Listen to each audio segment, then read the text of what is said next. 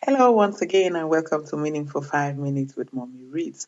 Together, we have been looking at several topics ranging from the prescriptions for spiritual well being.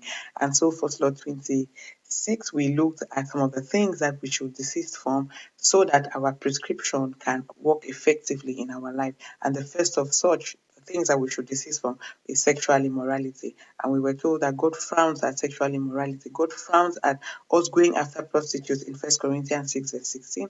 And God condemns sexual immorality in all its forms. For something as small as lust, in Matthew chapter 5 verse 28, we are told to avoid every hint of it in Ephesians. And so today we'll be looking at another thing, another issue that we should desist from so that our spiritual prescription will be effective. And so today in slot 28, we'll be looking at partiality. Hallelujah. What is partiality? Partiality has been defined by many people in many different ways, but simply put, it is a disparity in our treatment between two people for material gain. Hallelujah. And as main passage, we have James chapter 2 from verse 1 to 10, where we are told that we should avoid partiality. We should avoid being partial. We should avoid treating people differently because of what we expect to get from them in return. I want us to understand one thing. Partiality is not respect. If you go to a place and there's an elderly person there, or for instance, you go to church and there's an elderly person standing there and they give the seat to an elderly person while you, the younger person, is told to stand up for a while, that is not partiality, that is respect. Partiality is not consideration, wherein there is a job offer and there is just one space, and you tell your brother or your sister in the Lord, come and apply for this position, maybe you will be given. That is not partiality, that is consideration, because the Bible tells us to consider one another our brethren in the Lord.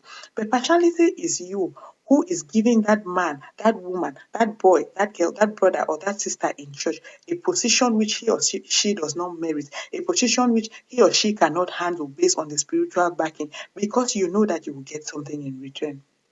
Are you that servant of God who, during office hours, you peep through your window to find out the people who are in the waiting room to decide whether or not you receive them? When you see the widow and her child coming to beg you to pray for them, you say, no, you are busy, you are not receiving people today. But when you see the rich man, the professor, doctor, elder, chief, and all the titles coming, you say, no, no, no, let him in because I'm readily receiving people today. Are you that pastor? Are you that pastor's wife? Are you that deacon, that elder, that bishop, that young believer, that old believer who has decided that the only people whom you will give consideration to, the only people whom you will show love to, the only people whom you will show affection and fairness to is those who can give you something in return, is those who can give you a positive recommendation, who can hand out tips, and who can even sow your mouth with a bribe. We should remember in the book of Deuteronomy chapter 16, we are told God does not take a bribe.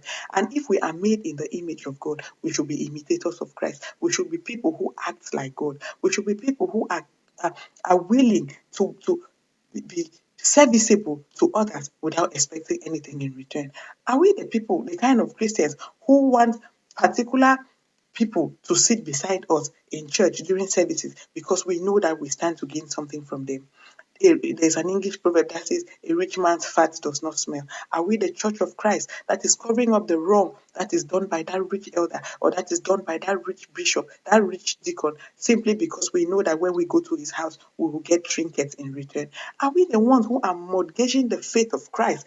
We are not saying what is supposed to be said, or we are watering down the message of Christ because we don't want to hurt the high and mighty in church, because we don't want to step on the toes of dignitaries in church.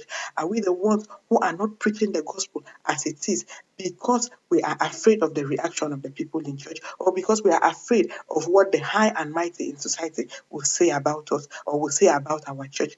Are you that young believer? Are you that old believer who knows that this is the right thing to do, but you are not doing it because there's a high and mighty involved? But when it is a low life or a low somebody of low birth who is concerned, you met out the rules, you respect the rules to the letter. Are you that Christian who has refused to see wrong because it is done by a rich man. No offense against rich people, no offense against the high and mighty in society, but I'm appealing to the servants of God, the old and the young believers, to treat everyone in church fairly. We all are made in the image of God. The fingers of the hand are not the same, but that doesn't mean that the thumb can do what the index finger can do. That doesn't mean that the small finger should be treated anyhow because it is small.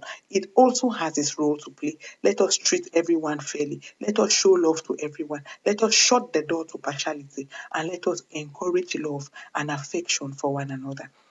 Remember, you can like, you can share, you can comment. The Bible is the road, Jesus is the code, sin is the obstacle, and heaven is the destination. Shalom, good people.